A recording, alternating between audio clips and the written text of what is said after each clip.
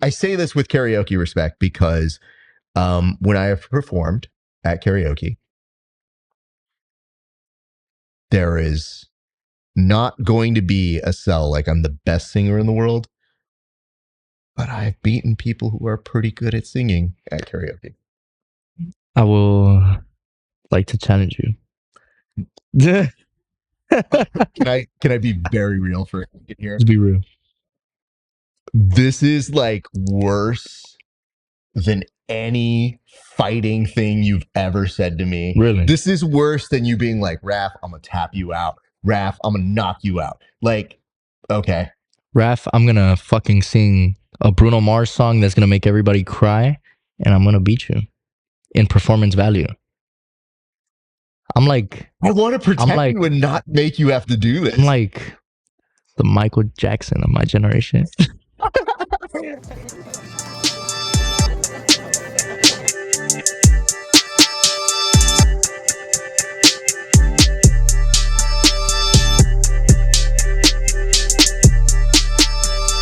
What is up, ladies and gentlemen? It is your friendly neighborhood BJJ podcaster, Raph Esparza. Well, I guess you should know. We are doing a hybrid version of the show. In case you've never seen this segment, our good friend Byron is coming back. I'm Byron. Good to see you, sir. Thank you so much for having me. He is going to be doing what we call an interbrew, which is we do an interview while we drink. But before we get to that, we should tell you guys, if you like the show, we would love it if you like, comment, and subscribe to this very podcast. It does mean a lot to us. So wherever you're watching, post a like, a comment. And if you don't know what you want to put in the comment section by the end of this video, we will give you something to talk about. So that's part one. Part two, if you want to support the show, I would love it, love it, love it, love it. If you go on over to our Patreon, that's patreon.com/grappling hour. If you go there, very simple.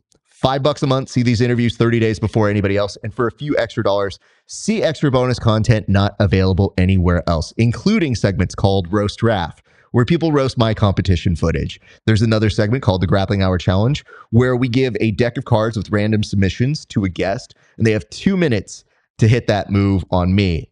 The conceit is I get to roast them.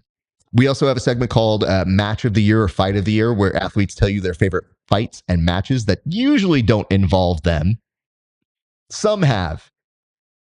And I'm 50-50 on if I like it. Sometimes I like it because we get a story where somebody says that their favorite match of the year was one that started a brawl. And I was like, I really can't tell you that wasn't the best match of the year because it went viral. So there is that, but there's a lot of really good segments, including a tape study. And we would have done one here today, but this man's last fight was so short.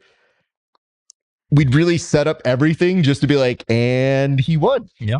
So it's a good thing, but I'm sure in the future we'll do a tape study with Byron here as well. So be sure, patreon.com/grappling hour, $5 a month. And for a few extra dollars, see extra bonus content not available anywhere else.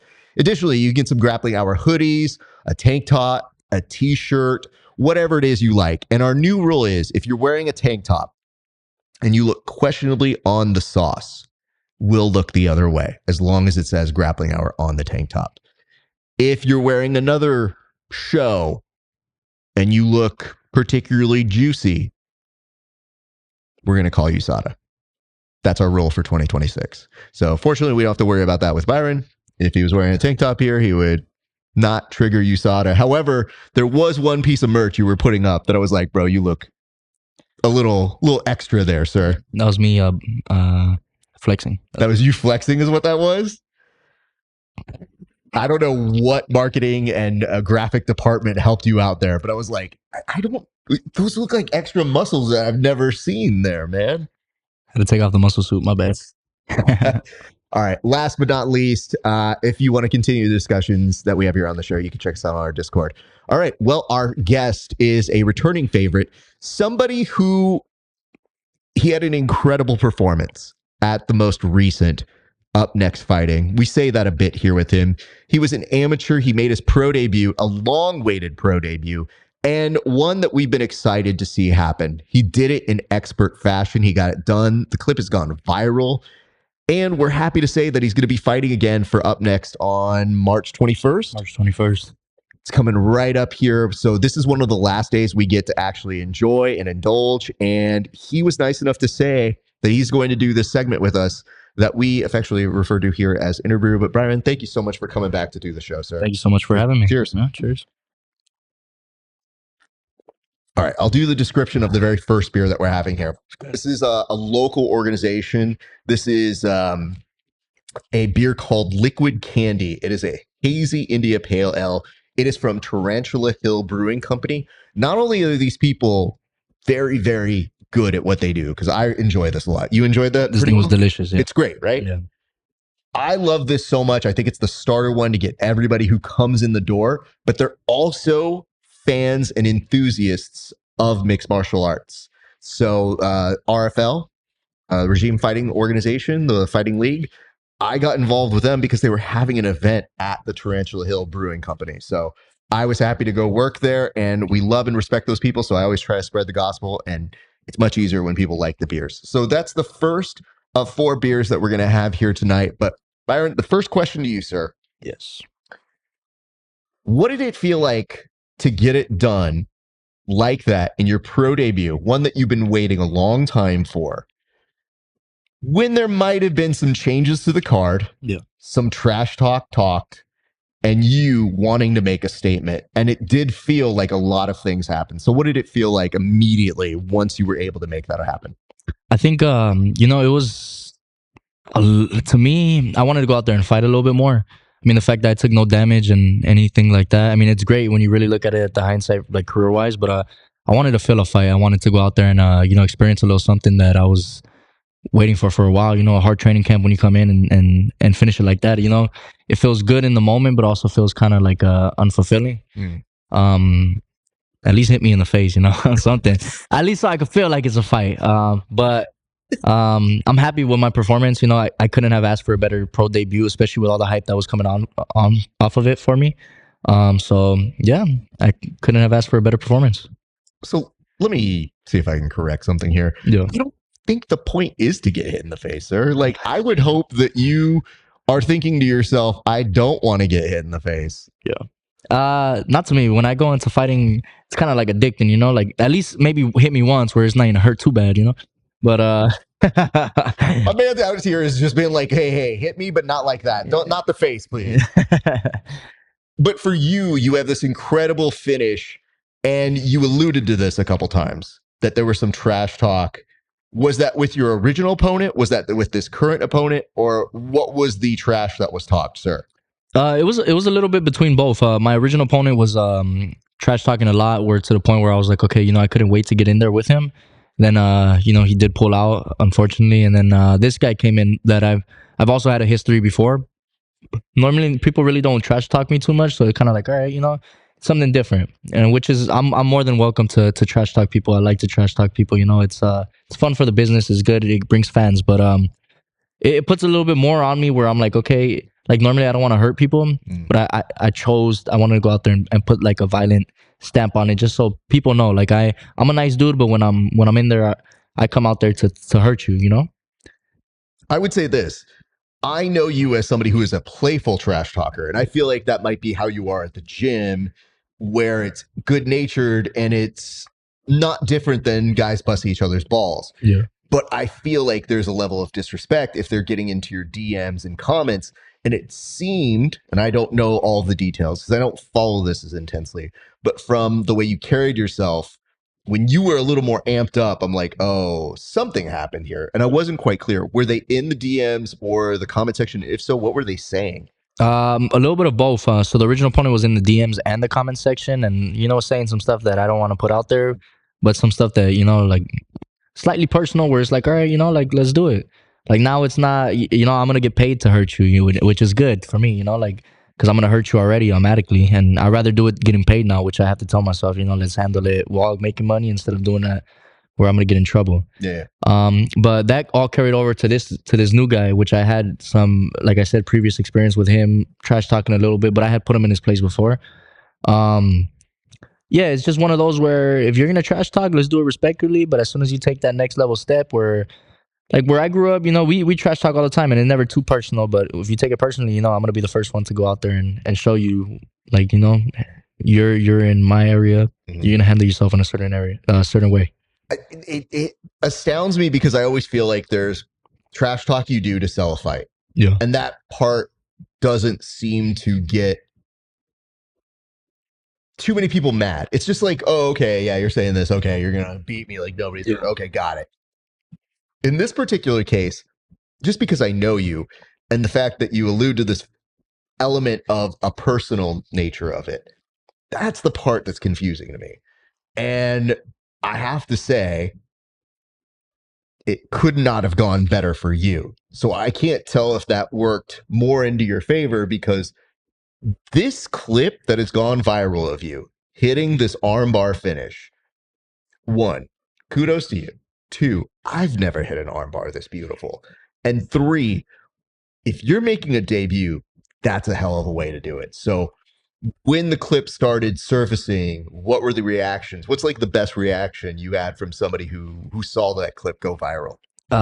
Somebody in the comments that I've never like even seen or interacted with, like just saying how beautiful it is. Like, I wish I could hit that, you know. So it's cool, like when you get other people to go out there and just like that don't even know you and commenting your stuff and just giving you props is like some of the best feeling, because you're like, all right, you know, like I'm hitting people that are not fans of me and I'm gaining a lot more fans. And it was cool just getting a lot more fans after the fight, getting to interact with them, and then just you know, showing more of myself. I'm building myself as a character, I'm building myself as a fighter, I'm building myself as a, you know, as my brand. So to be able to do that and do it the way I did, you know, it's the best thing that could happen. It was really impressive. And, you know, some of the students here, you know, you came the last time, you brought the belt, you became an instant fan favorite. So it is very funny to me that some of our guys go, is Byron fighting on this one? I go, no, he's not. Like, he doesn't fight on every card. Yeah. But it meant that they were interested. So even this interpersonal interaction you had with my guys, they were invested.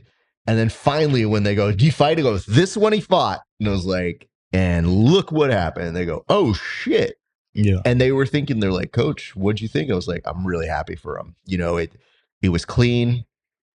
It's one of those ones that goes on your highlight reel forever. Yeah. And then the only thing that made me feel like, I hope he gets to enjoy it, was just at the very end, they interview you and you go, yeah, and with that other guy, he could get these hands too. And I was like, oh shit, what were these people saying? Yeah. And then it makes me feel like, okay, is that business you feel you're going to circle to, or are we already on to the next thing because you've already got another fight on the docket planned?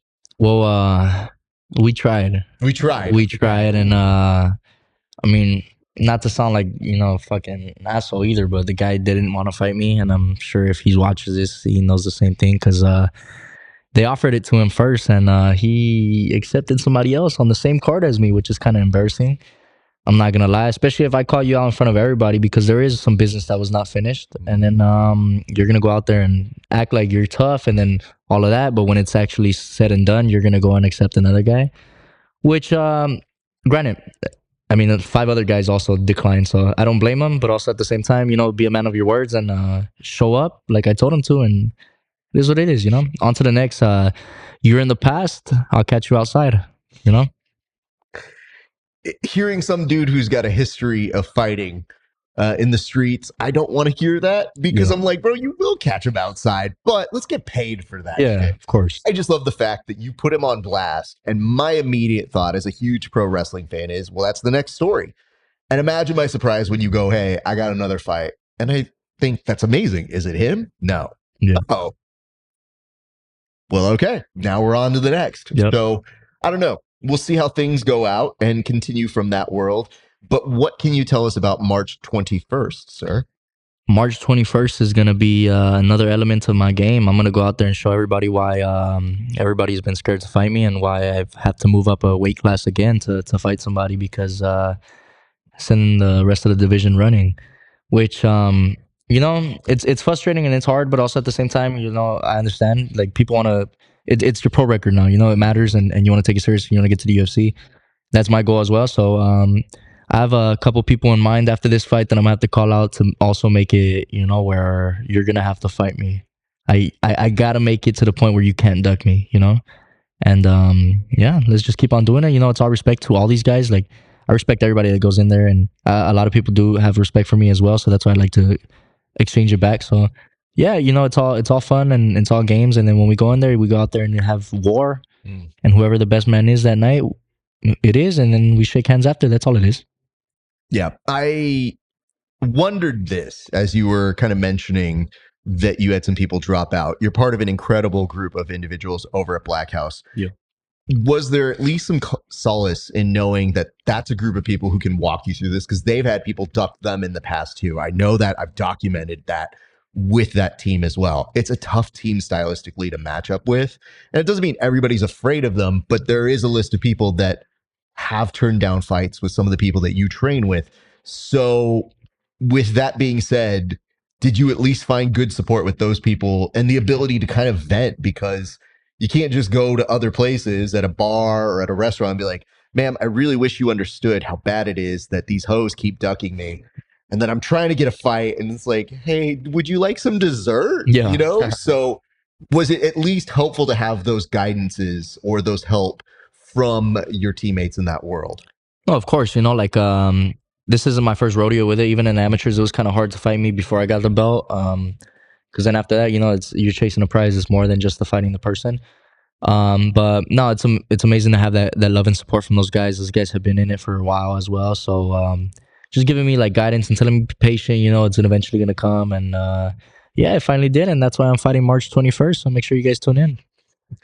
And you were telling me that there's a bar, and this is somebody who's close to you. Yeah. They own this bar, and that you were actually having people watch the fight at this bar.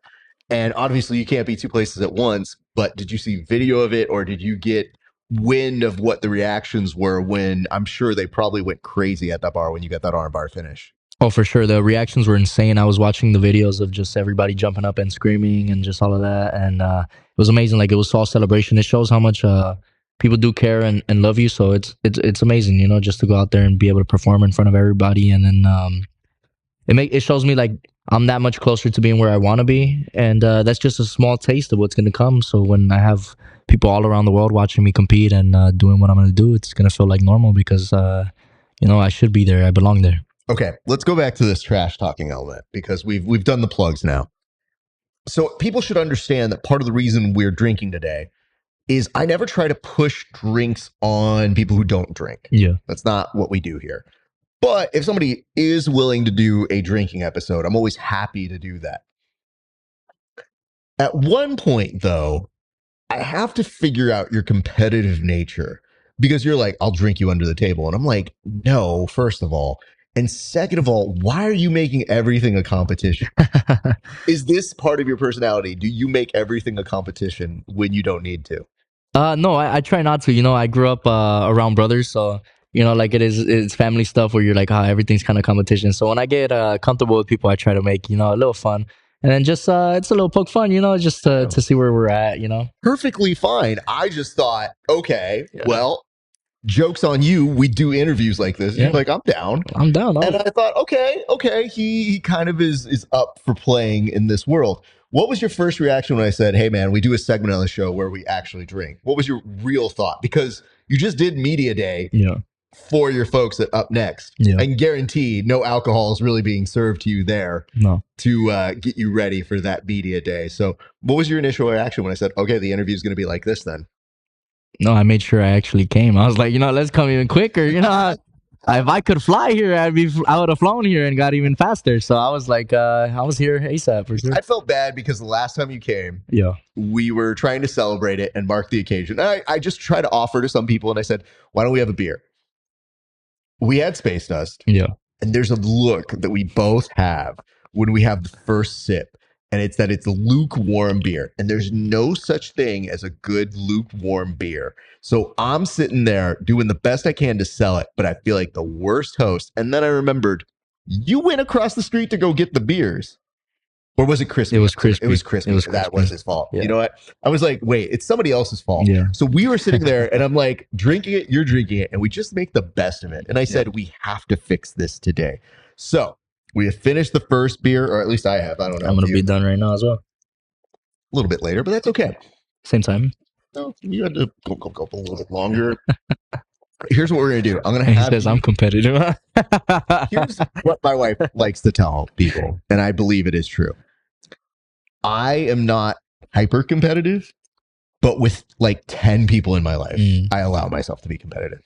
And you're not quite there, but what I do find about it is I do get competitive with people who I know and see that they're fun competitive. Yeah. If they're not fun competitive, I don't want to be involved. Of course not. Like, I don't want to be with people who are going to get mad about fucking Monopoly not going right. When people do game nights, dude, okay, I'll tell you this. Recently, a buddy of mine had a game night and it's filled with a lot of game show producers. And there's like these guessing games that you're supposed to be able to figure out what things are from certain clues and name the answer of like a noun or a TV show or something like that. And I said the wrong thing for one answer. And we played it multiple times, but for one answer. And I swear to God, I was shunned the rest of the night because they take it so seriously. Yeah. And like, they did the thing that you do when somebody competes bad in MMA or Jiu-Jitsu. They're like, no, it's all right. It's all right. It's like, it's not clear. Yeah. But I just remembered staring at them being like, are they really going to be mad I couldn't remember Neil Patrick Harris's first starring role? Like, what are we doing here? So here's what we're going to do. We're going to go to the second beer now that we are both ready. I want you to tell the people why you picked this particular beer, sir. So I picked this restraint beer right here. I picked it specifically because it is a brown ale. I'm an ale drinker, so you'll see me drinking any type of ale, pale ale, red ale, brown ale, So yeah, I thought it had a cool little design and it sounded pretty delicious. And yeah, we're going to give it a try. This is my first time as well, so I hope that it is good. I'm not gonna lie to you, I'm a visual person, so when I see something that looks kind of cool, I don't give a fuck what it is. I'm gonna buy it, I'm gonna try it, and sometimes it's hit or miss. Okay. So you're gonna go on that experience with me if it's gonna be good or not. How was training for you today, sir? Did you enjoy it today? Training was amazing. I felt like it was fun. Getting back to the mats with you. It was good. Like we get to go out there and just enjoy ourselves. And we know what's gonna come after. So yeah, it was great training. I'm super happy with it. So here's some good news. The good news about the last time we did the interview is that we didn't train on the same day. Yeah. But that people should know, for the public record, he did come back that same week. Yep. And I thought that was truly admirable of you to come back. And my man rolled for a good while. We had great rounds all around. And I just remember thinking, like, I have to respect the fact that even though I gave you shit on the episode for not rolling that day and texting me that your pet iguana had heartburn and you needed to take care of it, that you had to drop out from rolling that day. And I was like, dude, I should give this guy so much shit. Yeah. But I'll take him at his word. And then that Sunday you showed up. Yeah. And I thought that's a pretty commendable dude. So respect to you, sir. Yeah, that's one thing. I don't duck fade, so yeah, I'll be back. I mean, he says this. So far, he's 2 for 2 right now. So I feel like this is good. It is very funny to me because there was one thing I did pronounce, and I was like, brother, no matter what you do, I'm not getting caught with that arm bar. There's no way. And I won't tell you how the roll went, but I did not get caught by that arm bar. Yeah, it's because he was hiding it. Nah. He was hiding his arms. He's like, this dude talking like Anne Frank's Up in an Attic. He's like, he's hiding it. No, bro, I just didn't give you an arm bar. What idiot's just gonna stand there and give you an arm bar? Yeah. However, what he's alluding to here is the fact that he got introduced to something that is affectionately referred to as Wrath Guard, where I chill, I let you do all the work, I download your game, I make sure we're both safe. Having said that, it can be very frustrating for people. Yeah, guys, Wrath Guard is no joke. Wrath Guard is it's effective. I ain't gonna lie, it is effective. So I can't hate on it. I gotta give him his props when it's done. It's mentally challenging because what ends up happening is you think I should be doing more or this or this. And it throws some people off. But this time, lots of improvements in your game. What do you attribute those improvements to, sir?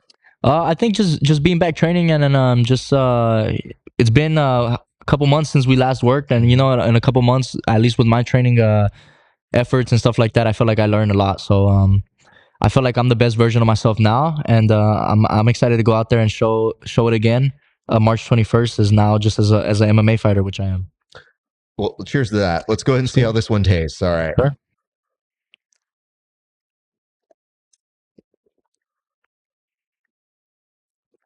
I do like it. I want to tell you my initial thoughts. Let's hear it. And let's see what you think of this. So this definitely feels toasty. Mm-hmm. The chocolatey I don't pick up. Really, I feel like that's the biggest thing I picked Really, up. I feel like it's. Let me drink it again. Hold on. What I do feel is I kind of see the maple now that it sits a little bit with me, but it feels more oak to me. Like, or I could taste the oakiness. It tasted like chocolate, maybe like a dark chocolate with like I like the oak that you are saying, but like toasted, like it has a little bit of that's why I said charred. toasty 100%. Yeah. The chocolate, maybe. Would you describe it more as like a dark chocolate? Yeah, a dark chocolate. Okay. Yeah, because it's not a sweet chocolate, which is actually I'm happy about. Okay. I'm not the biggest sweet guy. I like more savory. Okay. So that's why I was even surprised when I did get the beer, because I was like, okay. Let's hear your review of this, sir. I would say yeah, right away I got chocolate hints of dark chocolate. The toastiness and the oak is exactly what I picked up as well. I don't think oak is a note, but you know, honestly, they should add it because it's pretty on there. But it's like a good oak, you know, like a little char. You never could go wrong with that. I would say honestly, from a guy that drinks ales a lot, this is actually really good. It's not too desserty like I thought it was gonna be. So I actually happy. You were mentioning how you didn't really want a dessert. I didn't. Yeah. But are you just anti-dessert kind of beers? No, I feel like it's the right place, right time. You know, maybe maybe just one dessert beer. If I'm gonna drink multiple beers in one sitting, I don't want a dessert beer in between that. You know. You know what's weird? Do you get the maple off of it? I get slight maple, not too much. I feel like putting maple in the front of it. To be honest with you, I wouldn't put too much. Maybe I would put it maybe as a toasty brown ale or something like that. But okay. This brings me to a different element of you that some people don't know about you. But I did learn this in our conversation after training. How much cologne do you own? Because when we were talking, you were saying like, no, I'm a huge cologne guy. Yeah. And then you threw a number at me that I think merits discussion. Yeah. So how much or how many bottles of cologne do you own, sir? I think if I'm not mistaken, I own around 50 bottles of cologne. My family tells me I have more colognes than Macy's. So yeah, it's pretty funny. How did you find yourself invested in the world of colognes? Because to me, that's a very specific thing. Some people have functional 1, 2, 3 colognes in their arsenal. When you have 50, that means this is definitely a passion for you. For sure. If I could remember the first cologne that I was like, you know, this is something that I'm very into. I remember reading a magazine and it came in as a sample. Okay. And I smelled it. It was Azaro the Most Wanted. There's been a couple now that have been coming out of that. But honestly, if you're looking for a first go-to cologne that's going to smell good at night and, you know, going to give you the right attention that you want, go for that. But yeah, it just came into a quick obsession. I used to have the extra cash when I was working at this other job that I had. And I was like, you know, I just fell down the rabbit hole and just started falling in love with smell. Mm-hmm. And once I started getting like good at smelling the different notes that they were putting out there, I was like, man, this is such a beautiful thing. And I felt like I'll wear different smells during different times of the day, during the different types of seasons, different outfits. It's now like it's a passion for me. Okay. It's weird because the last time you're here, we're talking a lot about your passion for fashion. Yeah. And I see that. And by the way, you looked great yesterday. Thank you. At the upfronts or the media day for Up Next.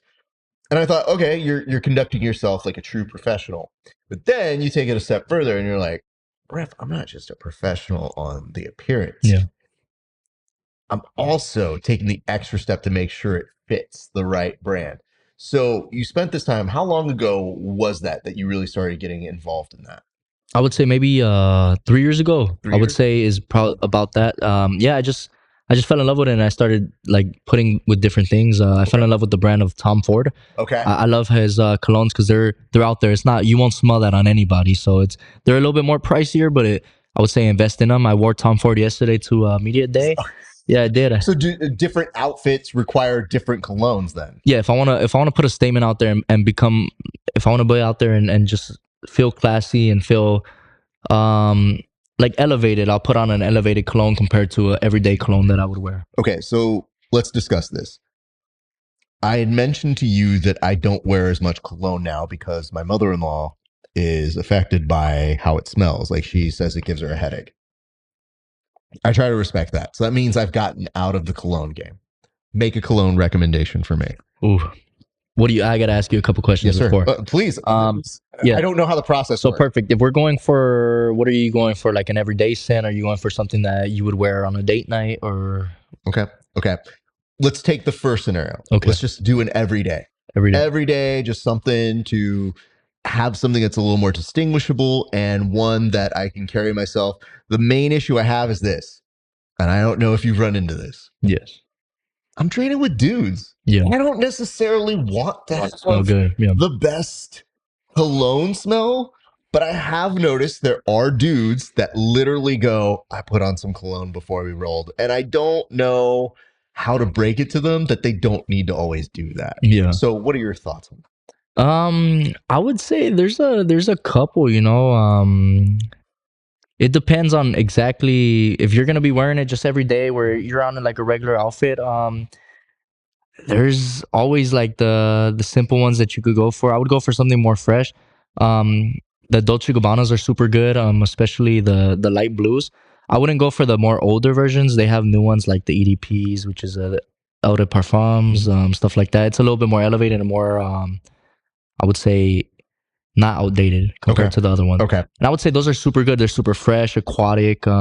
They give you a smell where it's not too dry, and they'll wear off maybe around every 4 to 8 hours, and they're not too pungent. You know, you don't want to be rolling with somebody and that's really like, goddamn. Did you smell mine before we rolled? I did. Not too strong, right? It wasn't too strong. So Okay. you actually picked a good midsection because if you had picked something too strong, I felt like I would have made a joke about it. Shout out Dolce Gabbana Italian Love. Oh, If you guys want to sponsor, you know, your boy, you know, he wears it, you know. point that out. Yeah. That was a very masterful sell and then immediate sponsorship plug of like, Dolce & Gabbana, where are you at? Yeah, I mean, you guys want to mess with Canelo? I'm Hispanic as well, you know, I'm just saying. And I think, shout out Canelo, you know, you're a very decent looking man. I think I'm a little bit more attractive, you know. Let me not show that right now. But put me out there, you know, I want to be in a thing. Your first thought to show that you were better off than Canelo. Yeah. Well, because he's gets sponsored by Dolce Gabbana. Oh, I know that part. But what you say you were gonna show off? Like, what were you like? I don't want to show that right now. Were you gonna like? No, I was gonna take off my hat. Oh, yeah, bro. So are you taking care? No, I have a decent hairline. It's just right now my hair's messy, you know. So I don't want to go out there. Yeah. Are you making fun of Canelo's hairline? No, I'm just making fun of Wow, that. that's the headline from today, guys. Fuck, Canelo, don't beat me up. I'll just take you down. But no. I just Shout out Canelo. Stop. There was no reason to sell out Canelo, or you could do this. Yeah, let me from a prop. Let's repeat. Canelo, a legend. You know what you need though? You need a pal. You need somebody who can carry that weight in the world of mixed martial arts. Because I know you're not going to get involved in that. And why would you? It's a downgrade in payment. But this up and comer right here, I'm just letting you know, I'm happy to support the brand on that side. And I think together we're two powerhouses. And I want to be right there beside you because I believe in the product the way that you believe in the product. Canelo, disregard what I said and just listen to what he said and in my voice. My man's gonna look at this guy. It just translates what I'm gonna translate. I'm gonna be honest. Don't check Gabbana though if you guys are watching. Cool. All right, now let's talk fancy. Yeah. Your boy's taking the wife out. Yeah. What am I trying to do? There is a lot of different ones. But if you're gonna say nice night out, let's say, I mean, right now is winter time, so there's a lot of good options. Okay.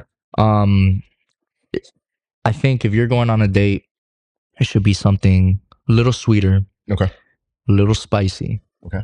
To mix it up. You want it to smell good in the air to attract people when you're walking by. But like the good attraction where it's like, I've had people come up to me and ask me, oh, what are you wearing?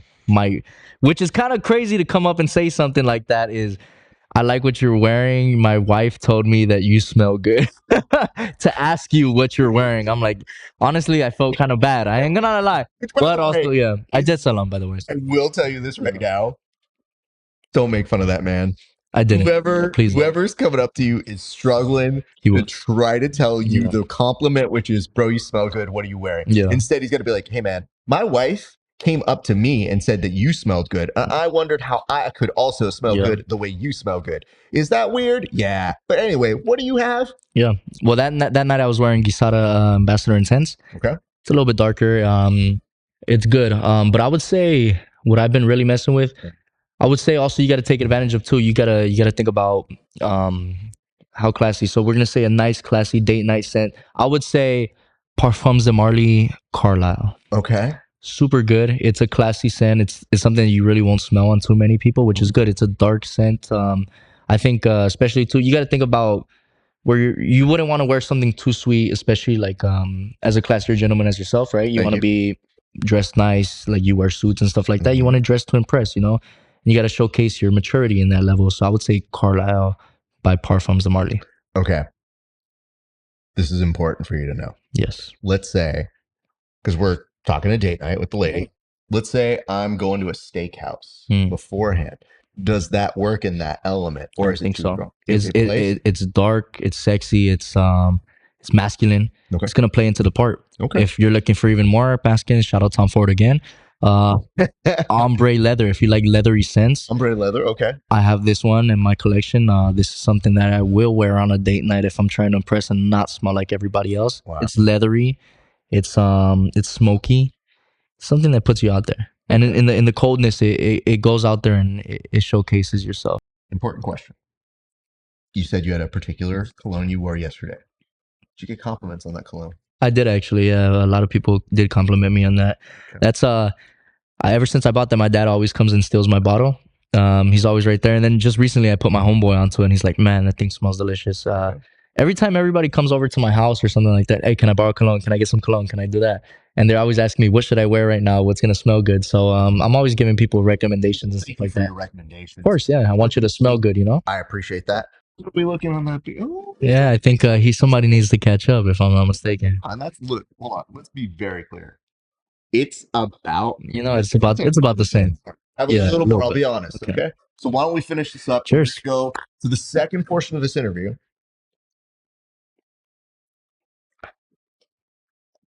Which is, for those of you who have never seen this segment, we have 2 additional cups here. And in those cups, we're going to both get a note card. You're going to write 5 questions, whatever it is you want to ask me, completely on the table. I'm going to write 5 questions.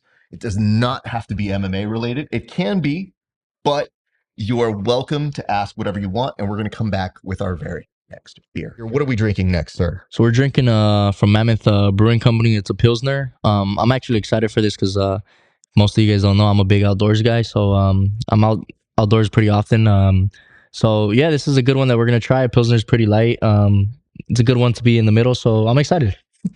I'm so glad that initially you revealed that you are a major marketing materials guy, because you're like, oh, they got me with the camping, bro. Yeah. And you just put up on a post that after this next fight, you're like, I'm going camping, y'all. Peace. Yeah. So is that what you're thinking of? That's like the getaway and that's the reward for your next fight? Oh, for sure. I'm going to Zion National Park. So yeah, we're going to go right there. It's so funny when you mentioned that to me because I see it from you.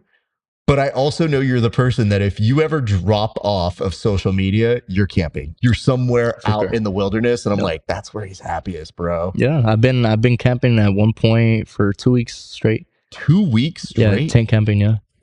Yeah. What do you do for food when you're camping out that long? You just gotta pack a lot, pack a lot of food, bring some ice. Most of the time these camping spots got like a little small store next to it, so you could always get ice and stuff like that, but you just pack big and all stuff like that. What I am looking forward to in coming soon is hopefully maybe a backpacking trip for maybe like a week. Go out there and just go be in nature, immersed in it.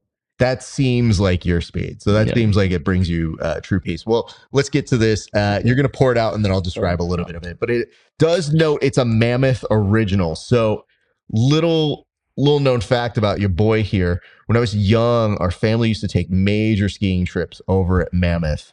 And if this is truly something that was built and made over that way, it feels like a nice return to form. But let me read some of the branding here. Pack it in, pack it out. Okay. Mammoth Brewing Company, Mammoth Lakes, California. So it is part of that.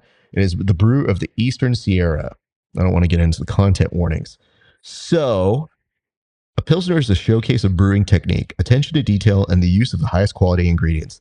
This Czech-style Pilsner ferments cold and requires deliberate cold conditioning. Thank God we did. And by the way, we might have found the newest way to keep these beers cold. Would you mind telling the people the thing we stumbled upon today in terms of keeping this at the coldest it needs to be, sir? So what we did was we put them in the fridge with a bag of ice, and then while Raph had the amazing idea to go out there and make it seem like he's cooking sausage links with these beers. Every 30 minutes he's out here flipping them to the other side to get them cold. And honestly, it works pretty well. So These were colder than the other ones. They that were were not colder, cold initially, yeah. but we had a moment. We were at a Bevmo making the decisions on which beers we wanted. We noticed these were not cold. I saw there was some branding at the Bevmo, and it was an ice cooler on top of Waters. Now I saw $2.99 and $3.99. I was like, I don't think that's how much the cooler is. Nope. I feel like that's making me feel the cooler is going to be $2 or $3.99. But I'm going to ask for a price check. And the woman looked at me and she goes, it's $9.99. I was like, you can keep that to yourself, ma'am. I appreciate that. We'll get ice from somewhere else as well. As we are doing our thing, I told him, I'm like, dude, the only thing I could imagine at the gym we have that's like an ice bucket is the bucket you take when you're fighting. And I cannot in any way, shape, or form put ice in that and then drink something out of that. Even if I wash it, I just can't do it. So I was like, you know what? Buy ice, put the beers on top of it in the fridge. Magic. Take notes, you guys. This is why you pay the big bucks to watch me. Last couple things. It says they are well worth the time and patience. Full, crisp, floral, fruity hop character paired with a lightly malty backbone. Our Pilsner is the perfect replenishment for any time of the year. So let us see if they are accurate. Now, I want to check the pour here. So So bad. Look at this. How's that pour look to you? It looks like the best I could do in this situation, man. Make sure, because a couple times I've brought attention to it. You're like, what? You're competitive. I just want to make sure that we are noting for the public record. He has been filling. No, you can't. There's a black. You can't see. Look, you can see it a little parts bit. of it, but you can't see it Looks fully. like you got a little bit more. You gave me more, which is a nice gesture, but you know I drink slow. Yeah. So this is just a way to try to. Well, it's working against me, bro. As like a younger individual talking to his older, yes, of course. You want to be respectful. You want to make sure that they have more than you do.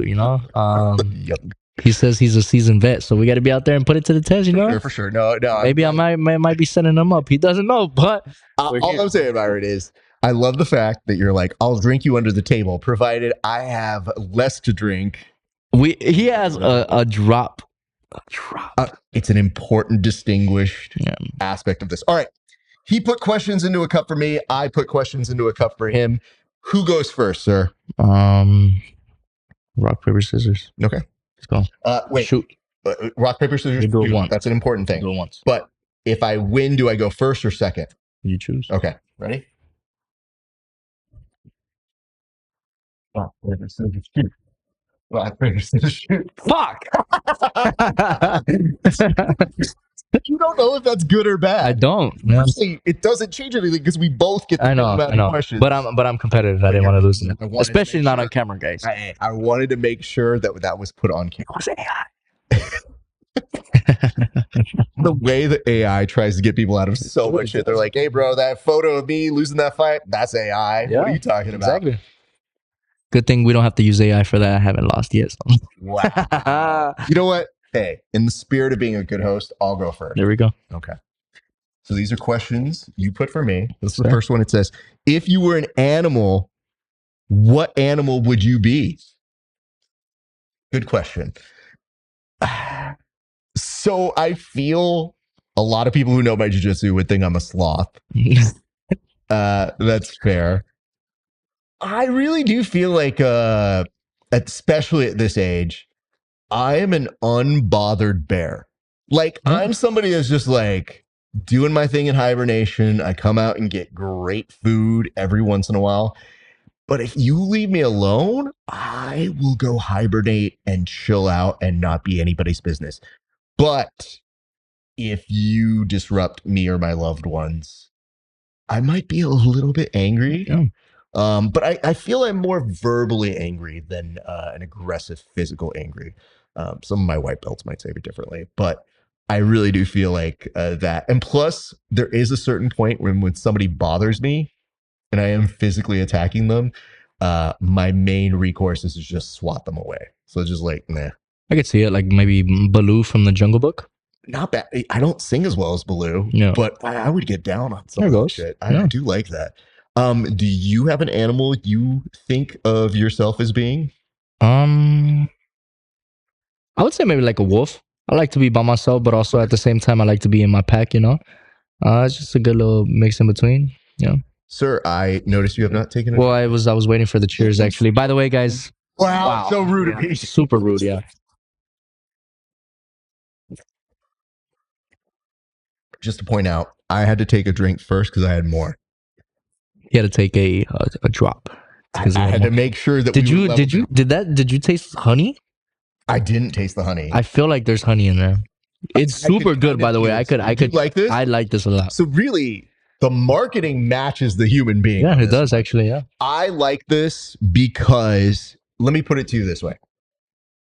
It's everything a light beer is trying to be without being as embarrassing as a light beer. Like Yes. it's very calm, very easy. And for me, I know we talked a little bit about the description of the Pilsner on the back of this label. It's not far off from it, It's not.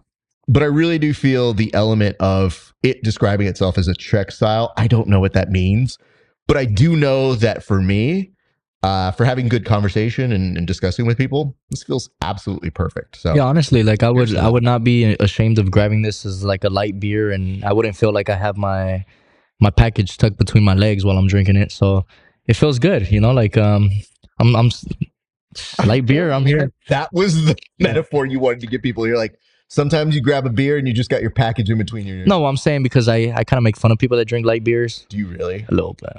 It's like, what's the point of drinking it? Just drink water. That is a fair assessment, but you've never been a poor college student. No, but I've been a poor. Nah, it's different. College student is actually more poor than anybody in any other This industry is probably true. Yeah. because at least poor everybody else usually has a job. Yeah. Poor college student is working to get a job. Yeah. So even poorer than those people who go out there to a trade school and make something of their lives. I say this as a person who went to college, loved college, but was never poorer than I was when I was in college. It makes sense. And I say this as somebody who saw some of my friends who were like, man, I'm poor. I'm like, I don't think comparatively you're poor to me, bro. Yeah. So I get that. Having said that, you told me you felt like you would be a wolf. I can kind of see that for you. It's just weird because sometimes when you're a fighter, these are questions you think about. I've never thought about this until I've seen this question. There goes. I have a lot of good ones for you. Well, I hope so. I legitimately, when you were like, what animal would you be? I'm like, I don't know, bro. I know this is something that we play with kids. Yeah. But you're asking me, and I go, I feel like a lazy bear. I feel like that's what I would be. It's valid. So, all right, let's see your response to my first question here, sir. Let's see.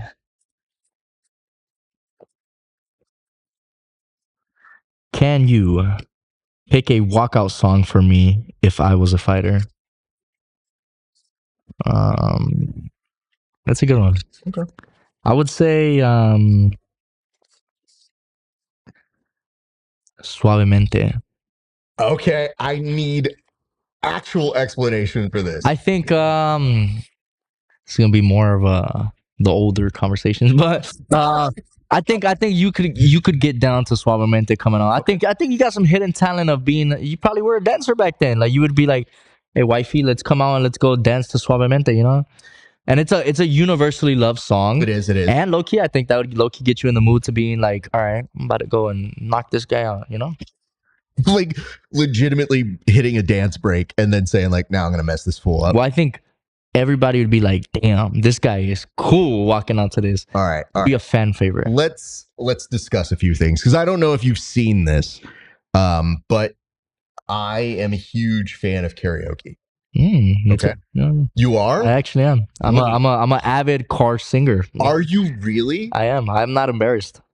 Give me a drink in me and I turn into fucking whoever you want me to be. Okay. Well, first of all, I don't need that. But second, for you, what is your go-to karaoke song then? Oof. I wish I knew this because that would have been one of your questions. That would have been a good question. Let's see. Well, now you're asking me, so it's okay. We don't even need the cup. I would say, give me a song. Give me fucking Stitches from Shawn Mendes. Really? This is fascinating. It's funny. You look at me. This is what I tell people all the time. Don't judge a book by its cover, guys. I listen to everything. It's not even that. It's just, okay, first of all, the shock of you being like, I get down on some karaoke. Fuck yeah. But number two, okay, when I was growing up, I used to do speech and debate. And I thought I hated karaoke. I thought, like, this is lame. Why do people do this? And I would go, and this is even before I drank. But all of us would get together, and because we had skills as performers, they would give us free everything. So we're talking free food, and for my friends, it was getting them free beers because we were so animated when we'd perform karaoke. And I found the way to perform that I enjoy. So when I go to karaoke, I tell people, I'm like, it's going to be an experience. So you're not wrong in that. Do you know what my dream was in the world of fighting? To be the person that walks people out singing? Not even that. Okay. I have always wanted a Pride style walkout, like Anderson Silva, that era. Now you're talking. Okay. But I wanted to do full on choreography at that on ramp, make my way out there. But then as soon as I got to the ring, be like, I'm good. Yeah. You win. I'm out. Because two things. One, no interest in fighting. Yeah. Two, big interest in being a performer and the best performer. So I like to think of it like this. If I'm going to make this walkout, nobody's beating me on walkouts. And I feel confident I would win that. But number two, on that respect, I think I would be out of breath. Because the hyper production I would do would make Bollywood performers shock and awe. Because I would be like, dude, we got to hit this 8 count. We need a transition. We're going down the ramp. When you go down the ramp, you have to get the crowd ready. So I say this with karaoke respect because when I have performed at karaoke, there is not going to be a sell like I'm the best singer in the world. But I've beaten people who are pretty good at singing at karaoke. I will like to challenge you. Can I be very real for a second here? Let's be real. This is like worse than any fighting thing you've ever said to me. Really? This is worse than you being like, Raph, I'm gonna tap you out. Raph, I'm gonna knock you out. Like, okay. Raph, I'm gonna fucking sing a Bruno Mars song that's gonna make everybody cry, and I'm gonna beat you in performance value. I'm like, I want to protect you and not make you have to do this. I'm like the Michael Jackson of my generation. You know what? Hey, now that I see the fear in your eyes, 100%. Now we're doing. There's no fear. There's fear. I'm coming for his fucking neck, guys. Brother, please do. Nothing makes me happier than looking at you in the face. Just do it. As I crush you at karaoke, because you know where you have to do it. You have to do it at a bar. I would do it at a bar. Okay. Yeah. But that means people are at the bar. That's cool, dude. So there's a whole element of winning the people. Even better. Yeah. I got you. I'm excited now, you know. That's good. You think I drove fast enough for just the beers today? Fuck no. Now we got karaoke, even better. Okay. I'll go to my second question now. Brother. How much wood could a woodchuck chuck if a woodchuck could chuck wood? Was this written with the intention I might fuck it up on the execution, sir? This was written with the intention of actually fucking hoping that you might put some insight into my fucking mind. I don't know. I think somebody asked me this question recently, if I'm not mistaken, and that's why it came to my mind. Okay. And I'm a little slow. So it fucking makes me feel a little. It sounds like a good question to me. All right. Let's try to answer your question. Are we talking in its lifetime? Oh, whatever you want. Okay. Well, now I'm trying to give parameters. I want two things of evidence before we go. That's it. The first thing I want to look up here is how long is the life expectancy of a woodchuck? Okay. I think it's a woodpecker, if I'm not mistaken. Is there an actual woodchuck? I'm an animal guy, so I don't know. Woodchucks, there is, okay. Also known as groundhogs, live for 3 to 6 years in the wild with an average lifespan of about 2 to 3 years in many habitats due to predation and disease. When living in captivity with consistent food and veterinary care, they can live significantly longer, often reaching 10 to 14 years. We'll give a wild woodchuck. So let's say this, a wild woodchuck. A domestic woodchuck is like, ew, I don't chuck wood. What the fuck is woodchuck?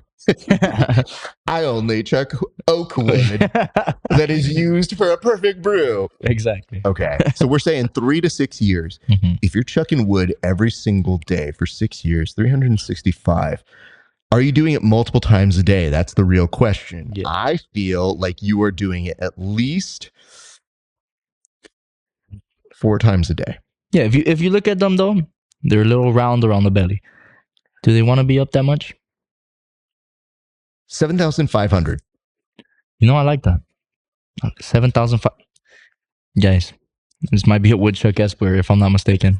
Legitimately the stupidest thing I've ever heard. That's what you had to throw in it. I have some good ones in there. That was a fucking. I was hoping that was the last retarded question. Yeah, when he told me I had to crush them up and put them in there, fuck. I had them specifically. I had them specifically in order. I think there's one that's supposed to be my final question for you. Okay. But that's a pro move. We'll teach you as we go on. This is your first time. This is my first time. All right. Why don't we go to your second question? If you could take a private with any athlete, who would it be? Oof. It's a good question.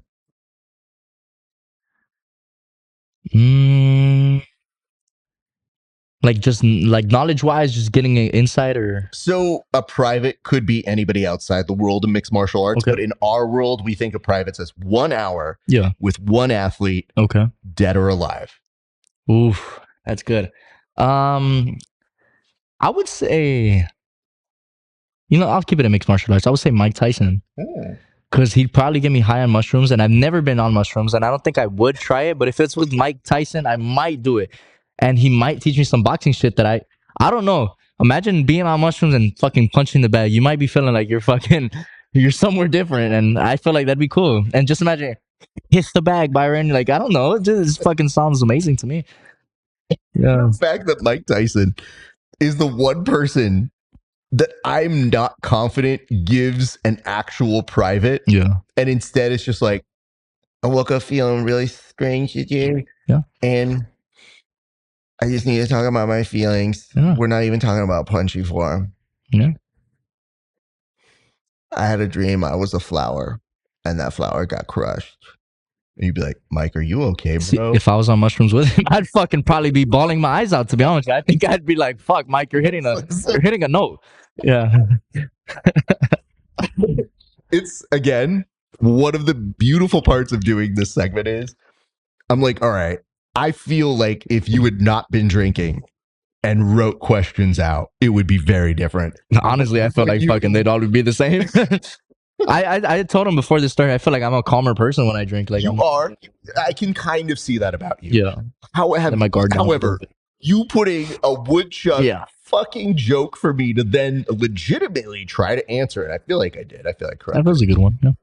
All right, let me go to your next question. Not asking, but I will say, I think my answer is GSP. That'd be a good one. Because with GSP, I would 100% try to steal the how did you beat people you weren't supposed to beat question. Yeah. And then finding his formula, because there were moments where you always thought, well, he's just the best. Yeah. But then when he retired, he was like, I actually was not sure I was going to win that fight with this person. And you go, okay, but we all thought you were invincible. Nah, GSP is not invincible, but invincible up here. Very different from being invincible ear or ear or ear. So that's kind of where I feel on that. These are two solid impressions. I'm not gonna lie. Okay, can I be honest with you guys? Mike Tyson's so because really all you have to do is just say it's spinal, right? It's spinal. Did that sound good? No, Yeah. but we're gonna work on it. Yeah. But I want you to take it's spinal and then ask me to do a Nate Diaz impression. Let me hear a Nate Diaz inspiration. Well, I mean, that's just because you're being a little bitch right now. Pretty close, yeah. And it's like you think about it, and it's like I look at you and I say, "How many fights have you won as a pro?" Yeah. No, how many fights have you won as a pro, bitch? One? I thought so. I looked at you and I was like, this dude probably hasn't won any fights. He's a fucking pro. Yeah. What is your favorite childhood memory? Like, I only have one. Like, that's there it goes. Perfect. No, I'm saying that's the emphasis of this question. Fuck, is like, kind of sad, one good memory. All right. Fuck. This is my favorite memory from my childhood I have today. Yeah.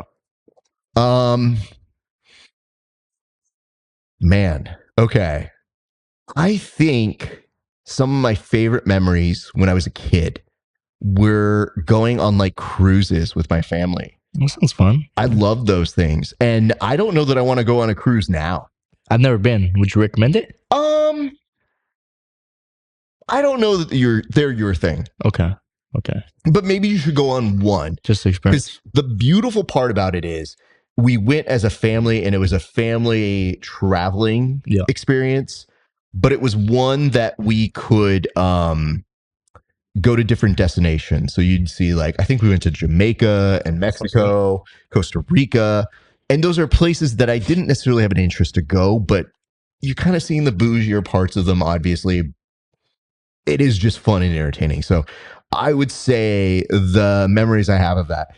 Now, having said that, I guess the one thing I should tell you that is pretty funny about my life, I did learn when I was a child that you could charge things to the room. Yes. And I am kind of a generous guy. So when I found out you could charge things to the room, I kind of approached it like I was buying shots and beers for the whole bar.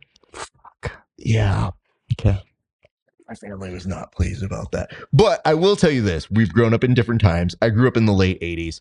And in that particular world, my dad was telling me I had put the largest bill he's ever seen. Damn. Brother, we're talking 80s money. It was like $80. So like 8 cents. No, I mean, no. But like I'm saying $80. Yeah. $80 in that time probably is like 200 plus money, right? Yeah. If I told you, gun to head, give me $200 or you die, you'd be like, I have $200. I can pay that. Yeah. But my family hung that over my head because when you're a child, you don't charge that much money. Yeah. And I just remember being like, well, I just wanted people to have fun. They're like, that's cool, but you were buying stranger stuff. And I go, yeah, I was being nice. That's what I thought you do when you're nice. I'm like, haven't you guys bought drinks for people at the beer? And they're like, or at a bar? And they're like, yeah, we know those people. And I go, right. I felt like I knew those people too. And they're like, you're 6. And I go, yeah, that's not smart. Okay. Yeah, no Christmas present for you that year. Oh, there was a lot of talking. So we were talking well into my adult years. Both my parents were like, remember when you did that? I'm like, can we not bring that up? Guys, that was 11 years ago. Guys, I was a child. Why are you still talking about that when I'm in my 30s? Thanks, parents. So that is my world. All right, let's go to your next question here, sir. Oh, wait. What was your favorite childhood memory then, sir? I remember this one year, maybe for Christmas, nice Christmas, I opened up like a Nerf gun. No shit. Yeah, me and my little brothers were out there playing barefoot, like on the rocks and shit, just fucking shooting each other with Nerf guns. Pretty fun. It's so funny that it's like the simplest memories that really are your best memory. Yeah, that made me happy right now, just thinking about it. It doesn't it? And the thing is like, you understand how I respond to that question, which is I'm like, I don't know, this is like my favorite thing that ever happened to me. But it is my favorite thing I can think of right now. Yeah. And that I remembered being so happy, minus the bill that I made. All right, let's look at your next question here, sir. All right, here we go. What is the best thing you cook? That's what a lot of you guys don't know. And for the ladies that are watching, your boy knows how to throw down, you know? I do know how to make some stuff, you know? I'm saying, you know? So I am the full package a little bit, you know? Okay. I would say the best thing I cook, I love Italian food. I love all types of food. All type of cuisines are amazing. But I think I cook Italian food the best. And I make this beautiful white wine pesto pasta. Okay. Super good. It's super good. I'll make that pesto pasta. Maybe I'll add like maybe some chicken or some shrimp. Whatever the preference is, or we could even cook a steak. I'm a good griller as well. Okay. So I think that's probably the best thing I cook, and I do it with like a nice. I'd pair that with like a nice Pinot Grigio, wine. Yeah, yeah.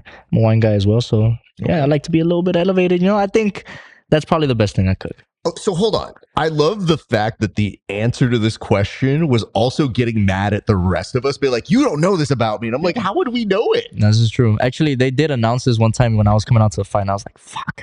Why would you guys say that, bro? It made me seem like, because it kind of made me feel like they were making fun of me. What were they saying? They said, he cooks a nice pistachio pesto, and started laughing. I was like, thanks, guys. Hold on. I should have fucking socked them all. Let me just double check here. Yeah. That wasn't my commentary, right? No, this wasn't your commentary. Have you commentated one of my fights? I think I've commentated one of your fights. I'll double check the records here. But like, it does sound like something I could do, because let's be honest, when we are profiling new fighters, especially those with no records, in their amateur world, you're just filling space. This was for my fucking second title defense. I was like, come on, guys. Honestly, like, does this even relate to fighting? What the fuck am I gonna fucking chef it up in the fucking fight world? No, okay? I'm here to fucking smash somebody's face in. Don't fucking make fun of me while I'm coming out. Well, wait, were you mad that they were bringing that up as the only thing interesting about you, or that they were misrepresenting, like, hey, he might actually be a good cook? It seemed like they were making fun of it. I'm not gonna lie to you, like, they didn't even fucking finish it. They started laughing. Now think about it, I'm low-key kind of sad, like, I might bring that up next time. Like, what's up with that, guys? Is there something you guys gotta say? Like, do I not look like I know how to fucking cook? Nobody's saying that here. I think you know how to cook. Thank you. But I wanted to hear the description of it. You know what's weird is that even though you put that out there, there was no part of me that thought, all right, this man can't cook. Yeah. I was just like, I feel like you might be a man of culture that can cook. Yeah. So why don't we talk about that? So I didn't know we were going to dig deep into the memories here. Fuck it. So I kind of felt okay not thinking about it. Yeah. But yeah, I like to cook everything. I kind of know how to bake a little bit too as well. Okay. If I know how to follow a recipe, right? But I'm very experimental. That's one thing that you guys gotta understand about me is I don't look at recipes when I cook. Really? I don't. I like to, because I know may not look. I'm a food connoisseur. Okay. I like to eat, so I kind of know what tastes good. It's the same thing with colognes. Like I'll hear like something like that, I'll be like, oh, that sounds good together. So with food, I'm like, okay, that might pair well. And I've had a couple hit or misses. Okay. But most of them have been, I got like an 80-20% rate, But most of them are super good, especially like if I know now, especially with the knowledge that I have. I'm so glad to know this about you, because you exemplify that meme about cooking, which is, I don't measure the spices I put in. I'm just with love. Well, they say, I let my ancestors whisper to me. Hey, that's funny, because my grandpa, rest in peace, I love you so much. He was the greatest cook I've ever known, and he's the one that kind of put me down the path of falling in love with it, especially like grilling side. And he always said, "You have the hand," like in Spanish, "Tienes el mano," And I was like, okay, cool, like I've always fell in love with it. So I would try different stuff that he would never try before too, just to even try to like impress. So I've done before, guys. If you guys are cooking red meat, add a little wine infusion, like a wine reduction sauce, even with mushrooms, delicious. Yes. Right? You could add that into it, and it gives it some flavor with doing other things, right? So yeah, you could get me down this rabbit hole as well. Here's what I'm going to tell you. Just you're going to get hungry more. So you understand my pain. Yeah. So you know the thing with cologne? Yeah. That's my wife with wine. Fuck. So like I remembered making some mushrooms where I put some wine in it, and she was like, something about the mushrooms, and I was like, oh damn, it's the wine. And then she remembered the next time. She's like, hey, if you make those mushrooms, no wine, I can't have them. And I go, but the wine brings out that flavor, dude. Oh, and I go, it cooks out of the wine. Fucking Italians love us right now. Look at that. It takes it out of it. Yeah. And I was like, it cooked out. And she goes, I can still taste it. I go, oh, fuck. Okay, fine. So there is that. All right. It is time to go to this next beer. I'm going to your next question. Oh, I feel like we discussed this. Okay. Your question is, what is your hidden talent? I think karaoke is up there. Okay. So I don't want to give that answer twice. Why don't you do this? As I'm thinking about this, tell us a little bit about this last beer that we are drinking, sir. This is West Coast IPA. I like West Coast IPAs. They're pretty good. And I would say I'm excited to try it. Like I said, I'm very a visual person, so this is pretty intriguing. Like my further question before, shit, if I was with Mike Tyson, mushrooms is low key be crazy. But I'm just saying, like, I'm excited to try it. Yeah, Okay, Raph, okay. you'll probably give a better. I'll take care of the heavy lifting here. Yeah. Okay, so this is written as a spectral shift.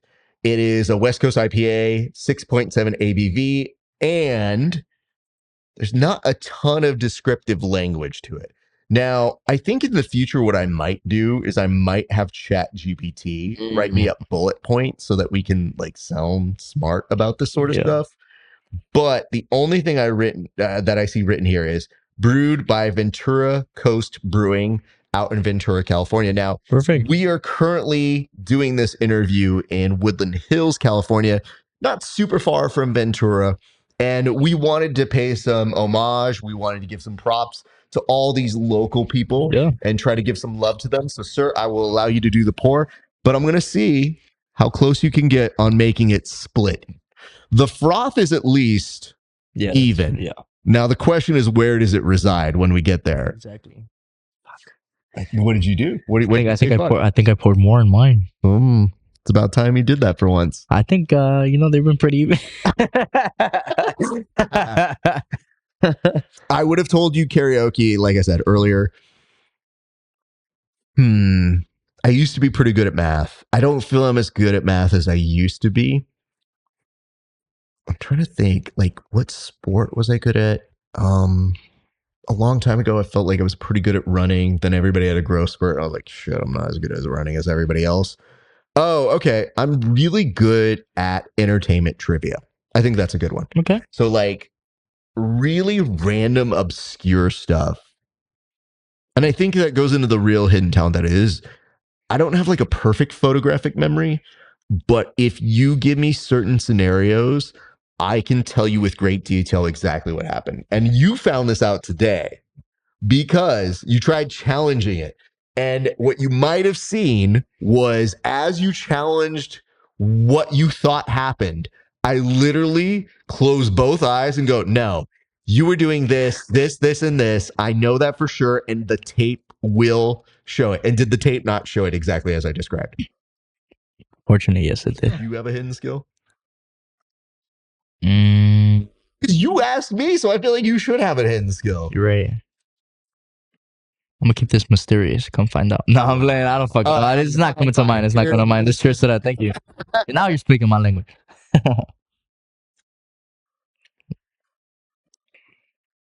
It's good. Okay. Let me say, I think you had a good order. Ending with this, we had a light one previously. Even though this is, I think, supposed to be a little bit heavier, it actually feels lighter to me than the other one.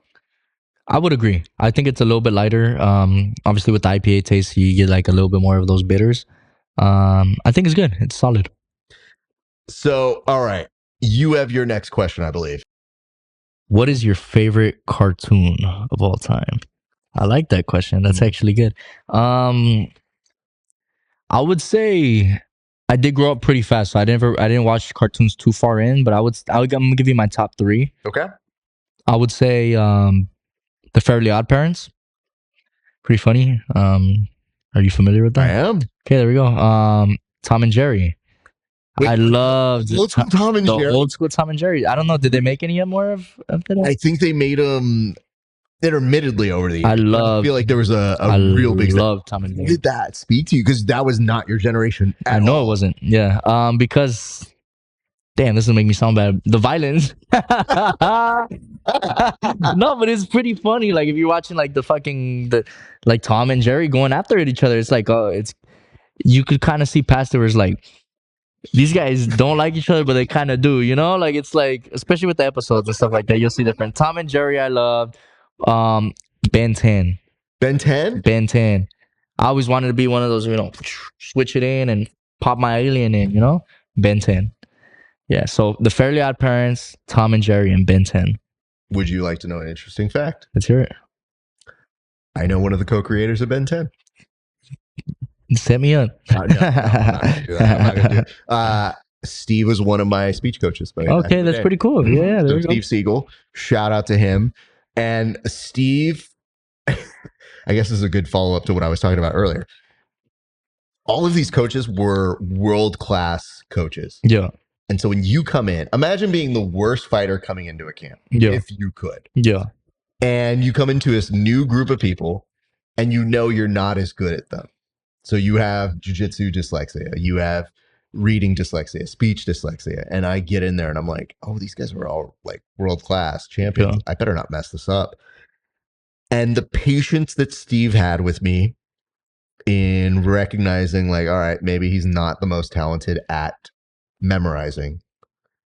He would give me jokes. He would give me things and I would perform to the best of my ability. And I feel like we actually became better friends after, where he could see me go off and compete for other schools or coach for them, especially once I became a coach. And I remembered him being like, how's the writing going? How's everything going for you? And he would ask me all these questions. And it's like, damn, he's a really nice dude. Yeah. He was always looking out for me. And meanwhile, he's co-creating all these incredible things. So they have a group called Man of Action and they created Ben 10. I remembered him being like, yeah, there's going to be the show on Cartoon Network. And now it's so wild to be at an age where I go, my speech coach did that. He was awesome. Yeah, dude, we were rooting for that. I've seen episodes of it because honestly, when you're that old, why would you be watching a kids program unless you're connected to somebody or you have a kid? And I was like, I don't have a kid. Fuck, my speech coach made that. So it's pretty cool. We are connected in that world. So I'm glad you said that. We were not paid to do that. And Steve, I mean, that's pretty dope. So props to you, sir. All right. I have one more question from you, and you have one more question for me. It's not a woodchuck one. Oh, that's solid. Okay. Who would be your dream fight? So what does that mean? Would that mean the dream fight I would watch or me versus somebody? Me versus somebody. Let's say you are fucking John Jones level competition that you, let's say you're the greatest fighter of all time. Who would be your dream fight? If I was John Jones level of competition and I wanted to show that I was that person, that dude, can I give you different eras? You could give me whatever era you want. I'm very familiar with all eras. I know you are. I know you're a student, so it's not the issue. Yeah. Okay. If I'm John Jones level, I want to prove I could beat Fedor. That'd be amazing. In the old era. Yeah. So that's the old Pride area? With Pride rules? Yeah, I feel like if you really did that, that would quell a lot of people's questions. For sure. Current era, obviously, Tom Aspinall would be a major consideration. Yeah. Because everybody's talked shit about it. And I think the weird part is this.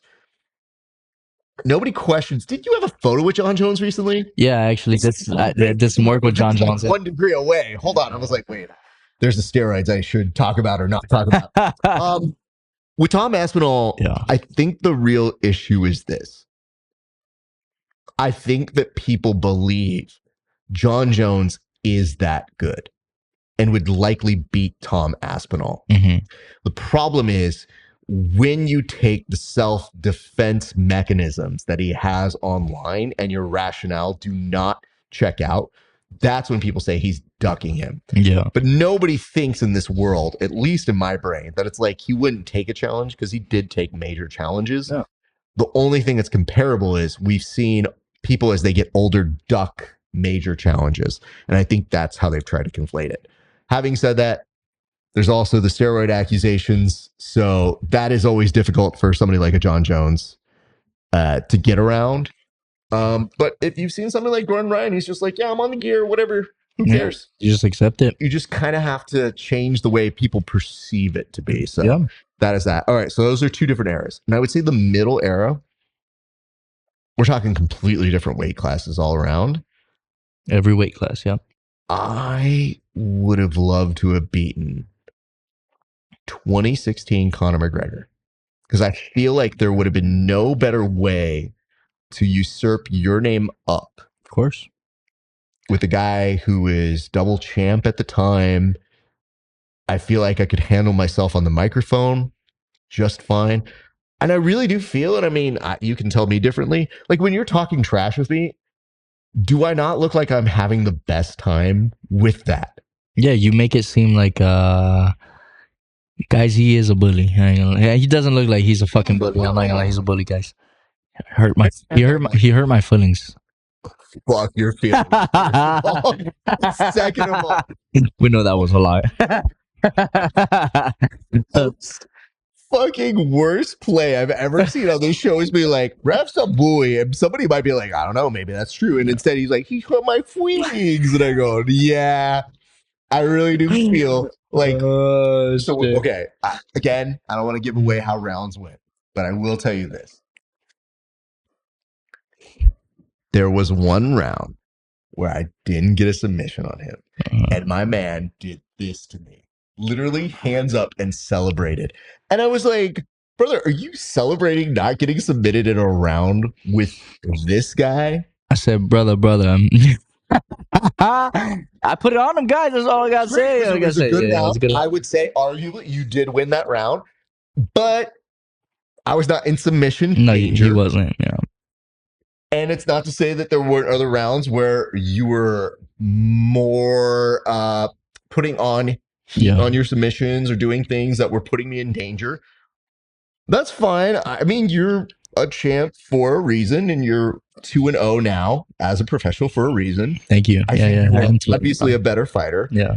Having said that, my man put his arms up in a 5-minute period because I didn't submit him. But look, guys, he said before the round started, let's see how many times I submit you. That is a win, right? You didn't sub me. But I do say that not thinking I will 100% submit you, but as a good form of trash talk because of this reason. Who in their right mind before a round start says, how many times can I submit you? And the other person is supposed to react normal to it. I think the whole intention is just to be like, I don't know, I want to see how he reacts. I said, fuck no, you ain't gonna submit me. In that case, I did not. Yeah. But I was just looking at him and I go, why is this man celebrating more in this mind games gym than he was for his last fight? It is true. That is true. Yeah, that is true. Now thinking about it, I did. I'm like, bro, this is not that hard to beat. Like, celebrating like it was after ADCC, hands up, made a walk around the perimeter, and I go, I have to let him do this, but I have to remind him how non-important this is. So anyway, there is that. I think those are three important eras. Those are good. Let's go back to even the age-old one. If I could beat anybody, I'd love to beat Hickson too in the old era, the really old era, because how do you tell somebody you won 400 fights? Yeah. Brother, I haven't run 400 rounds in my world of jiu-jitsu. So you always have a raised eyebrow. And it's not to take away from the legend that is, because there are a lot of people who say, man, this dude was the dude.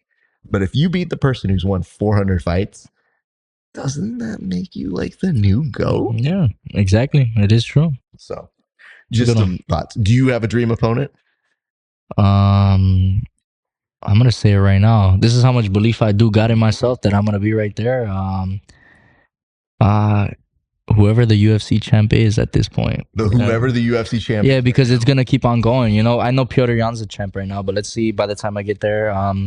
You never know with these guys, right? You never know if you're going to get there in that time. I have plans to be in the UFC by next year, so I'm going to make my waves up. And right now, who's on my hit list is Raul Rosas. So, yeah. That's who I want, Raul Rosas. I think it's a good challenge. No disrespect to him.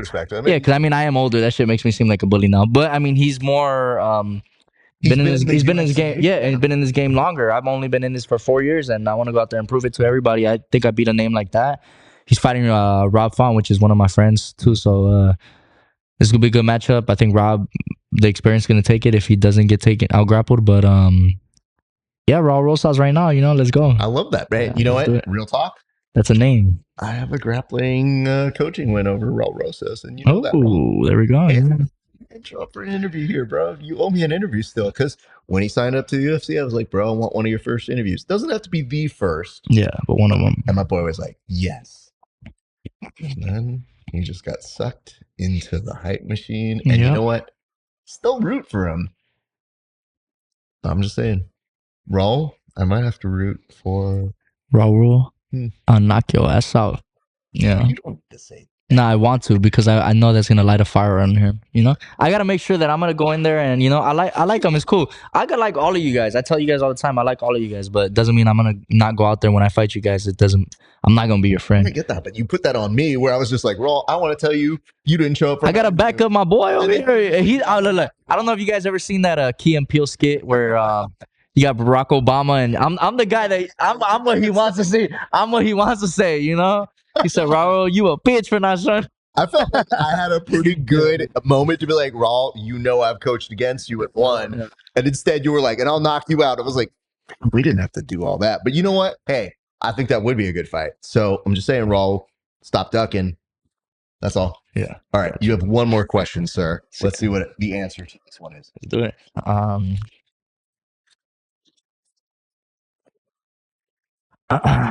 If you were an actor, what would be your perfect part?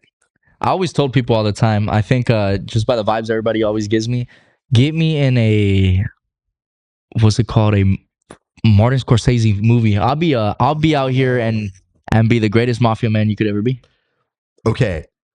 Are we talking Goodfellas, Martin Scorsese? I'm talking about Goodfellas, Martin Scorsese. Okay. Because here's the thing, and I feel like you just might have missed the window, and I'm not sure you're aware of this. You saw The Irishman? I did see The Irishman. The Irishman, to those of us who love mob movies, was like the Avengers. Yeah. Because like the minute I saw Joe Pesci, I was in my house being like... Joe Pesci, Robert De Niro. Fuck, goddamn, bro. De Niro I see all the time. De Niro's my favorite actor. Yeah, I love De Niro. I love him. But like Joe Pesci doesn't leave the house anymore. He doesn't. And when he showed up, there's been a lot of articles, a lot of social media posts about this now. But when they talk about Joe Pesci going... subtle, it's like, yeah, he's very subtle, gets an Oscar nomination just for being really right on the nose with it. Pacino's great. He's you great. Can never go wrong. Everybody's great in this film. And it's a great parable, even though I know people know it's long and they don't love the de-aging, and I get that. Mm-hmm. Especially when Robert De Niro came up as a younger version of Marlon Brando in The Godfather 2, and if they had AI, man, it would have not given him the part because Marlon Brando would have been playing a younger version. I understand this. It's blasphemy. I get it. But it is still a comparable story about aging and recognizing what it is your mafioso ties in this world have as consequences for the rest of your life. And what you see with a lot of these movies, because they always criticize Martin Scorsese as being a glorification of violence. Yeah. But what people don't understand is like he's showing you like these guys turned out to be shitbags. Yeah. But it is a very compelling and charismatic story. In this one, it's like, dude, it's a slow burn of watching these guys age and saying like, damn, what a monster look like at 80. Yep. You know, if you survive your 40s and 50s and nobody shot you, what would your life look like? So you feel like you would do well in a Scorsese flick. How do you feel with the possibility that that can't happen if he's done doing mobster movies, though? Of course, I'm very sad at that, and I've already thought about the possibilities of it. But we're gonna see the revitalization of Scarface. I don't know if you've seen that. I did see that, yeah. And I mean, look, guys, I know that you guys are in production right now. I'm just saying. One of those parts. Just put me in there. Give me a shot. Give me a chance. Okay. Yeah. Do me a solid. Pick a moment from your favorite mafia movie. Could be a Scorsese one, could be anyone. Just give me a little taste of it. What is your favorite line from it? Give me something to hold on to here, sir. Well, if you guys saw this last fight, I came out in my Scarface gear. Yeah, I was pulling out my Tony Montana, vibes, and I just gotta say to the next guy, you're gonna say, it's gonna kind of sound a little fruity. I ain't gonna lie. I was gonna say hello to my little friend, but I'm not gonna say. Not thinking about that. Hold on. That doesn't sound right. Guys, he's not that little, guys. Let's hold on, give me a chance. Let me think. Let me give me a chance. Let me think. You know, this is a good movie. Scarface. Yeah. Let's talk about some of the major scenes in that. Yeah. So you've got him. Say hello to my little friend is the most dominant one. But think about it. So I was trying to give it to everybody that would understand. I want to make sure that you're maybe overthinking it. Yeah. For this main reason. You couldn't call Pacino gay for doing that model. No, he couldn't. He said it in the right way, but because I told my opponent, you know, that's how I was like, that's kind of gay. Okay. You just don't have to qualify. You're right. Own it. Okay, I'll do it then. Okay. Let me see it. All right, that's your camera right there, sir. Lock in. Hold on, man. I'm thinking about it in a different way. Hey, Chico, say hello to my little friend. That was fucking horrible, but you guys, you put me under the mark. My man just doesn't remember there's a Foley artist that makes all the sounds. Yeah, you're right. I had to do. I was doing improv. I was doing like a live action. I hear you. Just to make you feel a little bit better. The first time, like you and McGregor and I want to say Hayden Christensen were using the lightsabers. Yeah. I think there was a story where they said from George Lucas, he goes, "Hey man, you know we put the sounds in afterwards, right?" So they were doing it. And they go, "Please don't do that." Oh, by the way, I'm a big Star Wars fan. You can put me in Star Wars too. All right, let's talk that out. Yeah. What is the Star Wars movie that's the best movie right now? 1, 2, 3, go. Revenge of the Sith. Wrong. It's Empire. It's Empire Strikes Back. Empire is good. I love Empire Strikes Back, but Revenge of the Sith, come on. Tell me why Revenge of the Sith is great, other than you being a child and that being the right movie at the right time.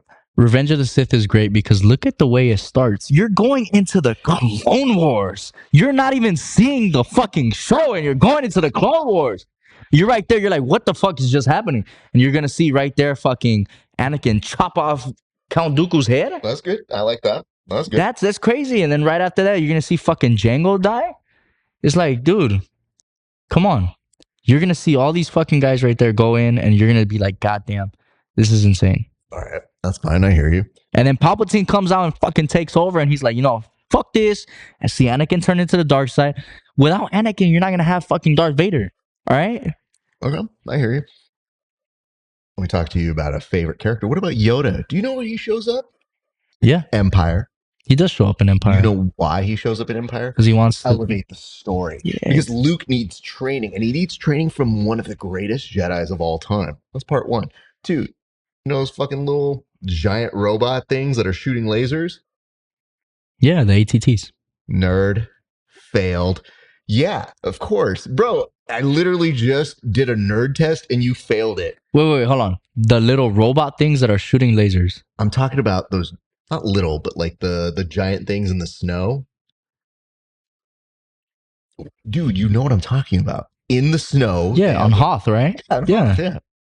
You named it. It's not failed. You didn't get it right. Yeah, the ATTs. Yeah. You just proved you're a nerd. I am a nerd. Okay. Yeah. I publicly come out as a nerd. I understand. That's fine. Okay. So those things. You had me like low key confused. I was like, fuck, did I get that wrong, guys? God, the worst part was you looking at me like, bro, I know that's right. I was like, yeah. I know. I'm just making fun of you. So, okay. You have those things. You have Han and Carbonite. You have the fact that now they don't win. You have the fact that it sets up every single thing. And I'm sorry, were there some daddy issues that ended that one that might have checked the whole series into checkmate? This is true. Guys, look, I'm not going to hate on any Star Wars films besides obviously the sequels. Fair. But, I mean, I still kind of find some joy into those, I ain't going to lie. All right. I didn't know you were so deep, but I will tell you this. I know you're a movie fan and an entertainment fan because there is something that people don't always know about you, which is if I'm looking at like a rare thing on Instagram that says, oh, did you know this about this movie? You've already liked it before I've liked it. So my man is like on Instagram finding out rare movie facts at all times. I will tell you guys, some of the shit that you guys see that I'm liking may not because it's not the reason why you're thinking. I have a tick. I like almost everything, and that gets me in trouble sometimes. So I gotta I sometimes go back and I'm like, all right, fuck. I should not be liking that. Yeah. Why, dude? You just like what you like, though. I know. That's why I keep those liked. But every time I'm scrolling, it's just like, Ta-ta, ta-ta. I really do. I don't know why. I think of it more like this, which is when I see those posts go up, I just go, I know a little bit more about your personality. That's that's A fine. lot of them is, yeah. It is cool. But I also think to myself, like, how the fuck did he see that? It was posted an hour ago. Yeah. How did this dude see it before me? Honestly, I have no clue. Sometimes I'll just, this is the thing about Instagram. I'll log on and I'll see like the first 3 things. I'll like it and log back off, and then you'll see me log back on like for 2 minutes later. It's weird. Like I low key might be this new generation where the fucking attention span. Because I used to have great attention span. You'd see me watching hour movie longs, and I'd be like, all right, I'm not even gonna have to check my phone now. I'm like, fuck. I'm gonna look at something while I'm looking at something. You know. I think the reason why it's just so funny to me is that it shows me what a movie nerd you are and a movie connoisseur and an entertainment connoisseur. So obviously there's stuff that you're interested in that I think could be something that you do in the future or that you have an interest in the future. But for me, it's just wild because I am that person. And I've learned this. And you can feel differently because this may not be your world yet. But as a content creator, I'm like, bro, if I like something, I just like it. Like that person worked hard on it. By the way, you finished after me. And I want to point this out. When I like what I like, it's because I'm acknowledging that person as congratulations, you did hard work. I am supporting you. Agreed. So that's why I like the stuff. I don't think you need to feel bad about it. Just do what you do, bro. All I'm saying is I'm just impressed that you get there before me. Because sometimes I'm like, did he just like something about the Marvel series that I didn't even look at? Damn. Okay, that's impressive. I'm a nerd, yeah. But yeah, just to be on the safe side, so you guys see if I like anything about saying about fucking some big booty Latina. It's not because I'm looking at that way. I'll just say, guys, I have to de-like it. It's not even, my Instagram feed's not even like that. If I pull it up right now, it's like just fashion and fucking cologne and shit. You know what the wildest thing is? Again, the only fighter with that sort of algorithm. Yeah. All right, sir. Why don't we do this? We're going to close up right now. That is your camera. Tell the people where they can see you next, and shout out any friends, family members who have been helping you to be the fighter that you are, sir. Yeah, so you guys could catch me for Up Next Fighting, March 21st. I'm going to be making my second walk down to the octagon for my second pro fight.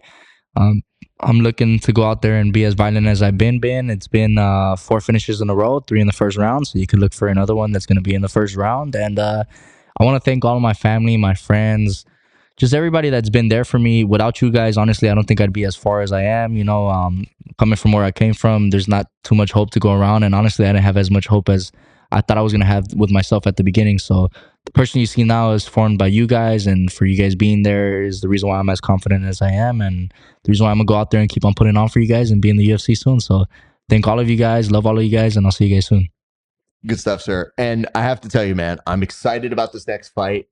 I knew once you were back in this world, it was going to be whirlwind. You're right back at it. And after that armbar finish, I want to tell people, if you made it this far, you did your research. I know you want to show some versatility to what it is you can do. But let's be real, that armbar finish is something that is incredibly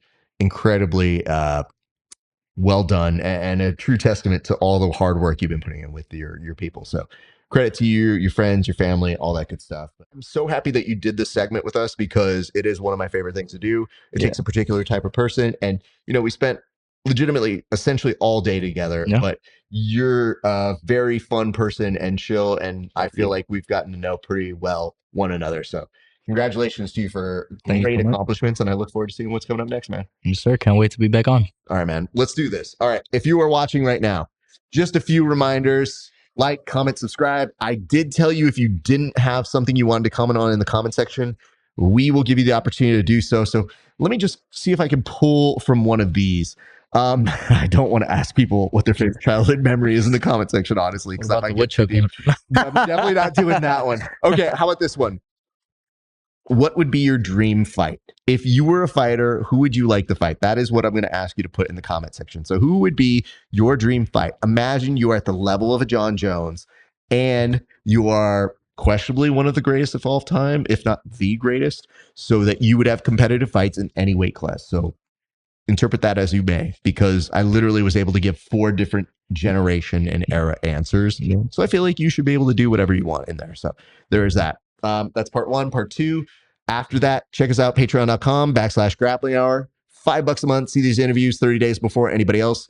And for a few extra dollars, see extra bonus content not available anywhere else, including tape studies, roast RAF, grappling hour challenge, match of the year, so many great segments. We really do try to give you as much content as we can there, and much, much more. That is at grapplinghour.com. I'm sorry, that is at patreon.com/grappling hour. Additionally, if you want to go to rafesparza.com/merch, you can get yourself Grappling Hour hoodie, t-shirt, tank top. All of those go directly back into that show with whatever proceeds you get us there. And last but not least, you can check us out on our Discord.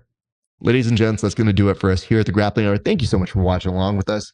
We appreciate you guys, and we will see you in the next time. Until next time, it has been a great day for grappling. We'll see you back on the mats.